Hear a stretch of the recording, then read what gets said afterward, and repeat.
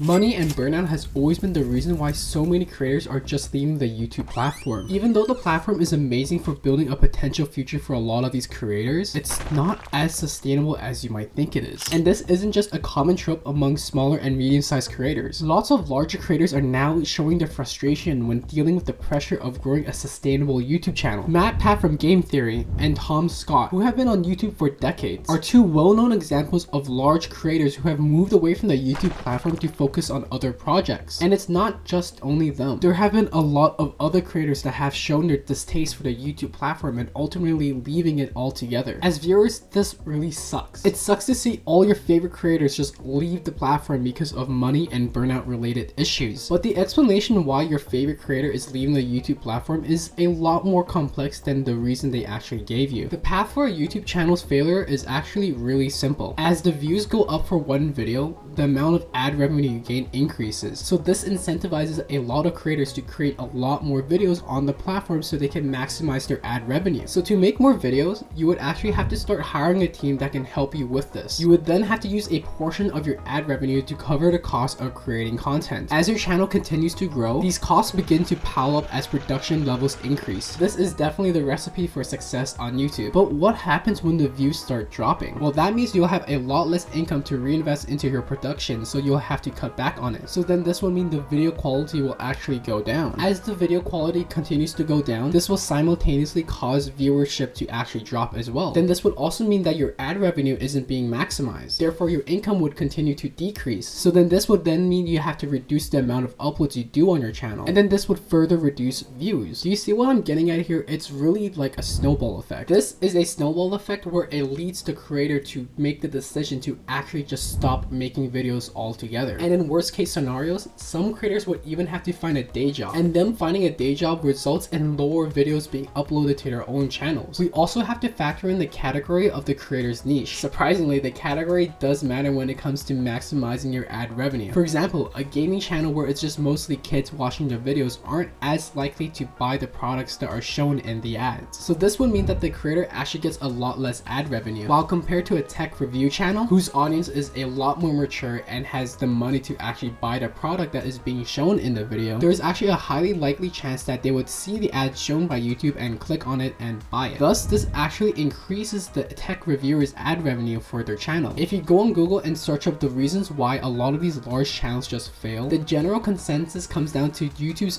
de-incentivizing policies when it comes to content creation. Over the past few years, YouTube has introduced tons of new policies that have restricted what creators are capable of doing on their own platform. Anything you say can get you a strike on your YouTube channel. Any modifications to original content is targeted, and any videos talking about politically sensitive topics will get you taken down. There are just now too many policies restricting what creators are able to do on a platform like YouTube. With this main reason, there's no wonder why so many big, small, and medium-sized creators are just moving away from the YouTube platform.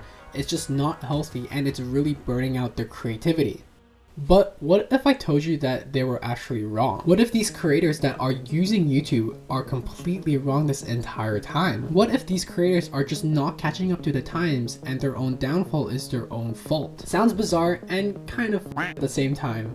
But hear me out. What do channels like KSI, Logan Paul, MrBeast, and Huda have all in common? If you have not realized yet, all of these channels have personal brands that support them. KSI and Logan Paul have Prime. MrBeast promotes Feastables and Beast Burgers.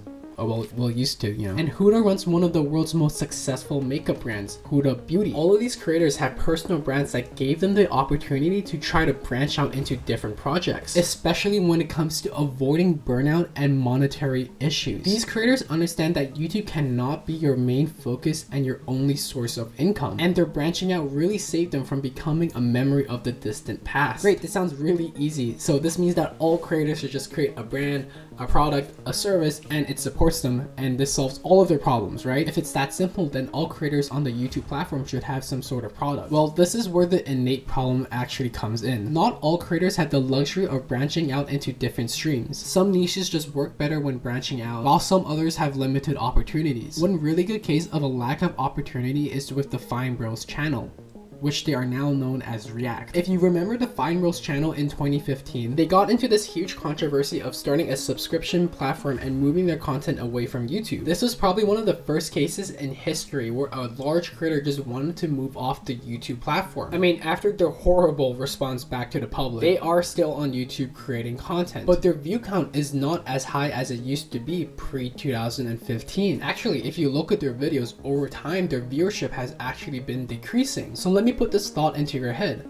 What if the Vine Bros were actually right? What if the Vine Bros foresaw this potential downfall with the YouTube ad revenue model and just wanted to move their company off the platform just to sustain it? One really similar case to the Vine Bros channel, and one that is actually really recent, is The Watcher. Recently, they just announced that they would be departing from YouTube and starting their own subscription-based platform. They gave the reason behind the shift is to provide high production quality videos. I won't lie, it does definitely sound like it too. But from a sustainability point of view, what if the reason behind their actual move is because they know that YouTube's ad revenue model is just so unsustainable? They know that YouTube has the power to demonetize videos that show graphic imagery, and if their watchers really want to create a video with graphic imagery, then they would have to take the full brunt force of YouTube demonetizing their video. And if you look at all of their past videos on their YouTube channel which have come close to breaking the YouTube policies, it's no wonder why they want to move off a platform like YouTube and continue to tell their stories. The subscription model fits the brand better, and it just makes a lot more sense compared to the other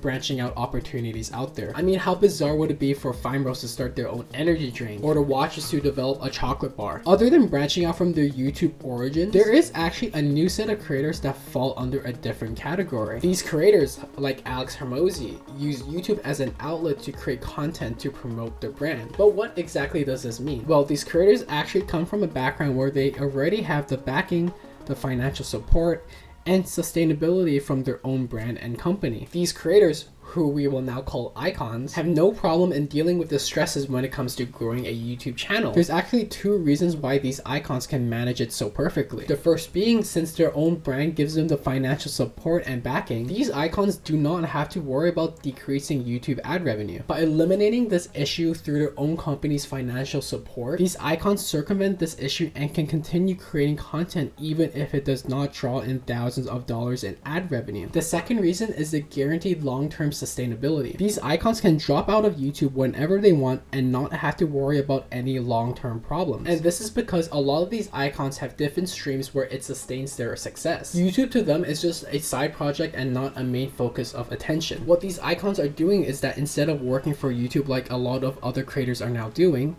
they are actually making YouTube work for them. What a lot of creators just do not get is that you now have to see YouTube as a complementary to your main income source and your goals. You should never make YouTube your main focus for everything. The YouTube landscape is really changing, and a lot of creators have to start realizing this. If you want to be successful on YouTube, you just can't make YouTube your only goal. Vince Oprah is actually an amazing example of applying this concept. Vince started his YouTube channel back in 2018 and has turned it into a lead generation platform for his businesses. Instead of just focusing on creating YouTube videos to generate ad revenue as his main source of income, he is making YouTube grow his own brands. By doing this, he's actually able to make $2,500 to $3,500 a day. Oh, and this isn't ad revenue. This is revenue generated from his businesses. So if you really want to start out strong on YouTube, you have to plan it out in the beginning. But if you're unsure on how the YouTube process actually works and not sure if you can actually do well on YouTube, why not just book a call with me? We'll hop on a call together and I'll help develop a plan for you that will get you started so well on YouTube. And with this plan, you'll avoid all of the pit traps that I mentioned in this video. The call is totally free, and I can assure you I will help resolve all of your problems. I mean, judging from this video, I definitely do know my stuff. YouTube has always been a platform where it's always consistently growing. There are new creators that are coming into the platform, old creators that are leaving it, and existing creators that are struggling with it. But that's just how the market works on YouTube, and those who can adapt to the current situations make it big. If it was just easy as posting one video per day, then everyone in the world would be doing it. And that's why it feels so difficult for creators to grow on YouTube.